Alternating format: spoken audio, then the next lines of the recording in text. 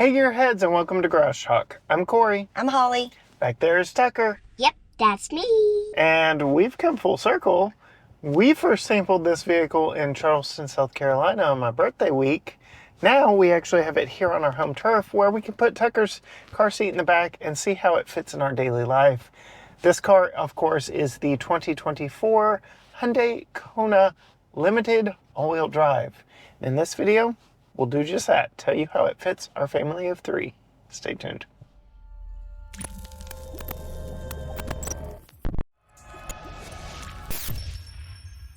All right, Holly, as mentioned in the intro, we did have our opportunity to do a first drive of this trim and the inline trim while we were in Charleston, South Carolina, just a couple of months ago.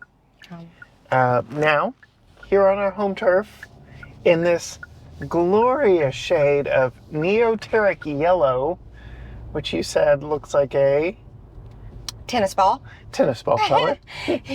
What are your thoughts now that we got it on our home turf where we're familiar with the roads, how it rides compared to other vehicles? Well, I will say some of the things I liked, I still like, and some of the things I thought would be a problem are a problem. And we will get into all of that. The big difference here in this video is that we actually have Tucker with us. And again, we're getting to fit this more into our daily life versus kind of doing a speed date where we've got a few hours with one on a predetermined course. Yeah. We've got all our crap in here. Yes. And Coats on coats back there. And then, yes, the storage situation, all that good stuff. But we'll stick to our normal formula. What are your thoughts, especially this neoteric yellow? This is the color you knew. I was sad that we didn't get one in this particular color in Charleston. What are your thoughts on the way this one looks? well, I don't know that I would drive this color around. I do like driving unique cars on the road, but I don't know. This one is very uniquely styled and uniquely painted. It's uniquely, but I do appreciate the color offerings that the Kona offers. I just don't know that this one would be the one I would choose. As far as outside styling, I also really like the way that it is styled. Is this considered like a coupe? No. Oh, no. Okay. I like, in particular, my favorite part of the design on the outside are the sides and how there's some like cuts and angles that are unique that you don't see on every car. That makes it look fun and helps it really gives fit it a different frame. Fits in with the Hyundai design language, but also introduces new design language. So it's very angular on the sides and very round on the ends. On the ends, yeah. Very round. Kind of like a doodle bug. And then I've heard the light bars described by some on our previous videos as Star Wars running lights or LED lights that span the front. What are your thoughts on the big running lights front and back? I like them. I like them a lot. I think it's not something that every car has, but maybe a little... A little futuristic touch that's unique and fun. I like it. So before we move to the inside, I had to bring up something we don't normally bring up. I have the key here. It looks like the Hyundai logo. Thoughts on the key? It's too big. They're trying to be cutesy. They had a good key before that slipped into your pocket or purse very nicely and easily. But you can see this one's already all scratched up. It's a shiny plastic, but it's plastic. I feel like this was a misstep, an odd misstep with this vehicle. It's big. All right, moving inside, I will preface for any of those watching, this was a pandemic car, and most brand new 2024 models are going to be considered pandemic cars. What I mean by that is most of the design and engineering happened during lockdowns. And so as we get into talks of practicality and real life applications in here, especially now that we've got it on our home turf, just keep that in mind. Maybe some things will change over the years, mid-cycle refresh and stuff. But what are your thoughts in here? Well, I like the design. I like this full dashboard screen, although we'll talk about that in a minute. So I like that. I like the design. I like this silver right here on the top, and it's not that shiny black that gets the fingerprints all over it. Some texture to it even. Some texture to it. So it's really nice. Here on the inside, just small little design choices that make it feel elevated, I think. Like the textured dashboard is nice. I would say the biggest problem coming inside that I have is all of the storage space is all open. There's not even a closed space under here, really. Just this tiny space that's kind of closed off, but then the rest of it is all open. And I didn't like it when we test drove it, and I like it even less now that it's been on our home turf, because I will tell you, when I was driving around the town the other day, our garage door opener, it's kind of a little bit too big to stick up here. It falls off. So I put it down here in the holder, and the whole time I was driving around town, it was like, shoo, shoo, shoo, the whole time. And even up here, this, like if you put something hard, it's gonna make it noise. Yeah, and it's hollow. Yeah, that's it's not great. I don't like that. But otherwise, very familiar design language to some of the Ioniq products that we've tested, both 5 and 6. Then we've got our Qi wireless charger down here, 2 USB-C ports up here, heated and ventilated seats up front because we have the limited. Parking cameras which work very well. Heated steering wheel. Yeah, the cameras work really well. Yes, and let's see. When the screen is not off. So twice I've driven around town, the screen just went off mid-ride. What do you mean? Completely black. Huh. Couldn't get it to come on. I have not had that, but again, it goes back to my. Now it was the entertainment part. It wasn't the gauges. Okay. But it goes back to my thing of all this tech. Well, now I'm driving around with no radio or anything. I couldn't get to any of the settings or controls on that screen at all. And because that really is your hub for controlling everything in the vehicle. Yeah, even a lot of your cluster settings are over there. So Interesting. That was frustrating. I could see why that would be. Otherwise, seat comfort. How's seat comfort? Oh, it's comfortable, and then it like kind of hugs your side here. I like that. See if you remember, leather or not leather? Not leather. Not leather. H-Tex is what they call it. But so we drove in Charleston on cobblestone roads, which, to be fair, is not fair to practically any vehicle, short of a 6-figure luxury ride. We're about to turn on the historic brick streets of downtown Tyler, Texas. Tucker's in the back seat with his wobbly head. Let's see. With this wobbly head? Let's see exactly how wobbly Tucker's head is as we turn onto these streets. I will spoil it. I've already taken this car down this road, so I know. What do you think? Very smooth. T-Man? A little shaky. It is a little shaky. And here's the bump that always...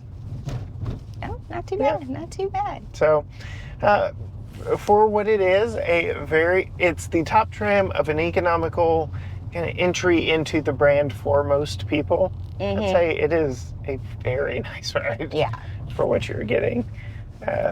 So, no complaints for me. For the competition, of which it would be like Chevy Trailblazer, Kia Seltos, even though that's within the same family. Even Kia Soul would be in there. Nissan Kicks, which we've had. Those are some of the main competitors to this. I'd say this is probably the best one of the bunch. And the real trick feature of the 2024 Kona, what they worked so hard on, was interior space for rear seat passengers, which transitions nicely to putting Tucker's child safety seat in, both in rear facing format to see how much room is up here, and forward facing like he's riding now. Something we didn't get to do while in South Carolina was actually put Tucker's child safety seat in here. So that's what we get to do today. I will call out, this is a 60-40 split bench folding rear seat back, with the 40% being over here on the passenger side, which is where we keep Tucker's child safety seat. So if there's only one of us in the car, we can tend to him, see him with our eyeballs. So that is a nice touch. Lower latch points are in between the backrest and the seat. They are notated with buttons, but it'll be really interesting to see just how easy they are to access. I'm gonna go ahead and lift the headrest up here, and we do have a hard parcel shelf in the back window, so all that will come into play when we put this in its forward-facing format. But first, let's see how much room this leaves for the front passenger in rear-facing format. This is Tucker's Graco Extend-A-Fit child seat that we did use when he was rearward facing, and you can see it's a little bit of a tight fit. So I'm gonna go around to the front seat, which is a manually sliding front seat, and get the right amount of room for this child seat. Lean, slide it forward just a little, let's see. That should be good right there. And now we can take a quick look as to what this does to front seat passenger space with a rear facing car seat. So even though I needed to move that seat forward, I'm still rather impressed with the amount of space that they were able to add into the interior of the Hyundai Kona. Most of it went to backseat passengers, and it definitely works here with a rearward facing car seat. This has definitely grown up into a vehicle that you would really want to start a small family in, because of just how easy that is and how affordable this platform starts. Putting it in rear-facing format, we're gonna go ahead and fish that top tether through to make it very easy. I'm gonna make sure it goes down behind that hard parcel shelf by flipping the seat up just a little bit. Let's see, make sure we are in the proper recline position. There we go. And see how easy those lower latch points are. Very easy. Find them quite nicely. Let's see about this one. It's in there somewhere. All right, this one's a little more difficult. Come on. Come on. It's right there. Just click. Come on. There we go. So a little more difficult there in the interior latch in this one, so we can tighten it down. I've got enough room in here. I will note we only have those lower latches on the outboard seats. If you want to put a child seat in the middle, you're gonna have to use the seatbelt method or steal one of the exterior latch points. Now let's go back to the back, see how easy it is to put that top tether in, what it does to the seat back, and see what our cargo area is like back there. So one of the fun things about Hyundai products, Kia products, Genesis products, and now General Motors products with the new 2025 Chevy Tahoe and Suburban is you can have the key on your person and just come stand behind the vehicle. It'll beep a few times at you to let you know, hey, I know you're back there. I'm gonna go ahead and open. So no kicking, no dancing back here at the back. You can just very easily get into the back of the vehicle. I will call out, we do have top tethers all the way across. We're gonna go ahead and clip this one into place. Now, unfortunately, with this hard parcel shelf in place, it's really hard to really tighten this down. I'm gonna do my best to tighten it down after I quit recording, because it will be a two-handed process, but you can see it is rather firm back here, so you're not gonna be destroying the H-Tex seating material with this seat strap pulled all the way down and flush. So that is a nice touch. One of the fun things about this hard parcel shelf that the engineers told us about while we were in South Carolina is it has a storage position. So, okay, yeah, maybe you don't need this connected to the rear window where it opens and closes. Maybe you need just a little more vertical space. Well, as you can see here, it is on hinges. We'll see how well I can do this one-handed. You can pull it out and then drop it. Of course, the child latch is going to be in the way. Drop it back behind, and then you can latch it into place there on those lower latch points. And now it just stores out of the way. Sure, it does take up a little more space behind your rear seats, but it does give you that vertical space you might have been needing. Speaking of vertical space, we have a nice amount of floor space down here, but we do have a false load floor where our spare tire rests. This is a temporary spare. And then if you need more space, you can pull this forward, it'll drop down. And now we have just about maybe 1 inch more of vertical space, maybe 1.5 inches more of vertical space. But it is a 3-panel system. You can see this last panel actually ramps up because if you did have, I'm gonna go ahead and do it, the seats folded down. Let's get this up out of the way. It actually ramps up to the seat back. So again, they really just kind of thought of all things back here in the rear storage compartment of the Hyundai Kona. Not only that, but you've got a little bit of storage right here. You've got a few strategically placed bag hooks along the way. So you can hook a few bags. And you also have some tie down points back here as well. So all around, very good storage back in the back of the Kona. This does have a power button on the hatch, which the hatch opens up nice and wide. I'm 5'10", I've got plenty of room above my head. You can also close this from the key fob, but very easy to push that button and have it all closed down on you. All right, so they really have done a lot for interior space. I would say of the smaller, can fit in our garage vehicles that we have tested, this one wins rear-facing car seat almost hands down, because I'm writing about where I would have it for rear-facing just because I'm giving him a little more legroom. But like, this one has definitely got a good amount of space in here, and then flexible storage back there in the back with that neat little storable top hard cover in the back window. Any other thoughts that we haven't covered both in South Carolina and today? Steering wheel, how's the steering wheel? I like the steering wheel, still like the steering wheel. Gauge cluster, we already know how you felt about this going out, but what about the digital gauge cluster? I don't like it. You can't put the speed limit in the middle. Speedometer in the middle. What did I say? The speed limit? You can see the speed limit. I do like that. The speed limit sign does pop up on the screen. So I do like that, but you can't see your speedometer in the middle. It has to be on the side. Like the numbers. Yeah. I don't like that. I don't need to see that the whole time. There are multiple things you can page through.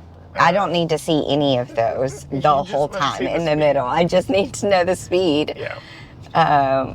So that can be fixed in software. They did promise.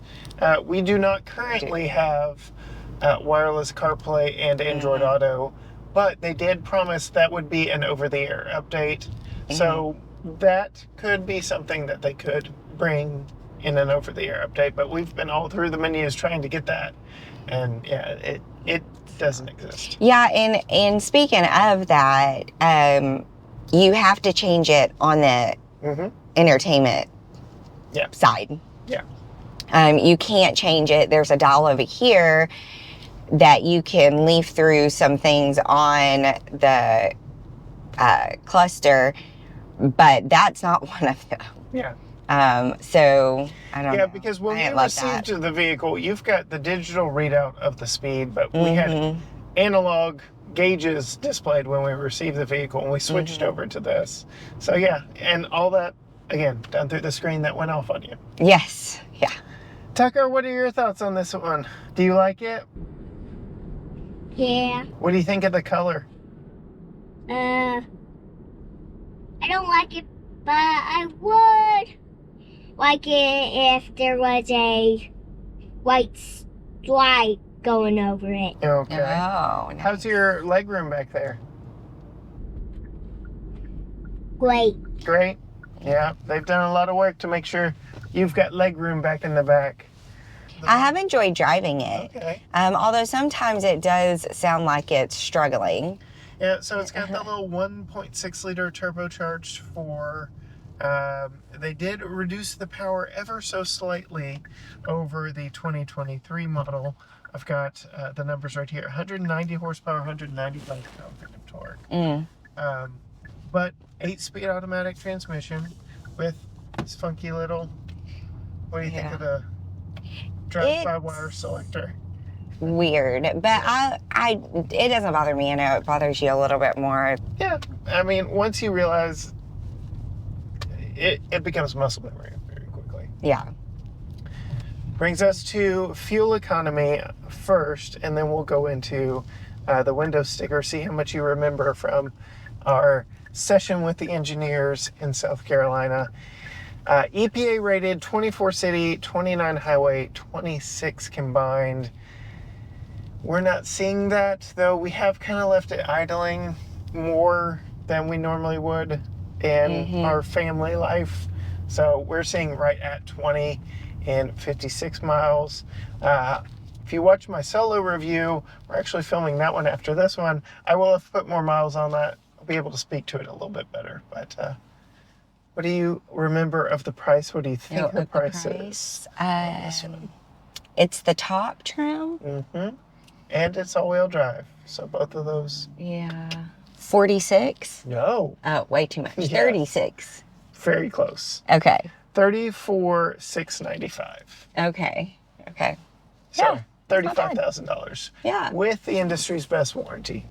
So I ask you, fits in our driveway, fits in our garage, very easy to park, seemingly just as much room as our Jeep Cherokee on the inside, but in a smaller overall package. Yeah. I like it. It will be a contender. And I will tell you one thing that puts it on the list as a contender, at the top of the list of being on the contenders, is the fun color choices. Yep. So faults and all with storage. Yeah, that would be a little bit of a knock. Okay. But it's still a contender because it's fun to drive and there's fun colors to choose from. So I like that. I like to have options. And on that note, if you want to see more from Holly, behind the scenes stuff, things like that from her, find her on Facebook and Instagram at Female Consumer. You can find all things GT Garage Talk at GT Garage Talk, Facebook, Instagram, X, Threads, TikTok, YouTube at GT Garage Talk, or you can go to gtgaragetalk.com. But as for our family in the tennis ball, as you called it, of the 2024 Hyundai Kona Limited All-Wheel Drive. Until next time, Gearheads. Bye.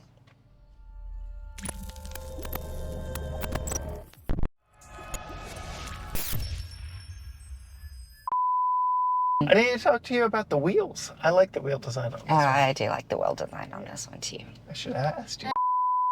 Daddy, you gotta turn off the cameras. Oh, I didn't turn off the camera. Are you sure? Camera. I don't want to be on camera. Steering in it is not too heavy, not too light, communicates very well, gives you a little bit of feedback. It's good.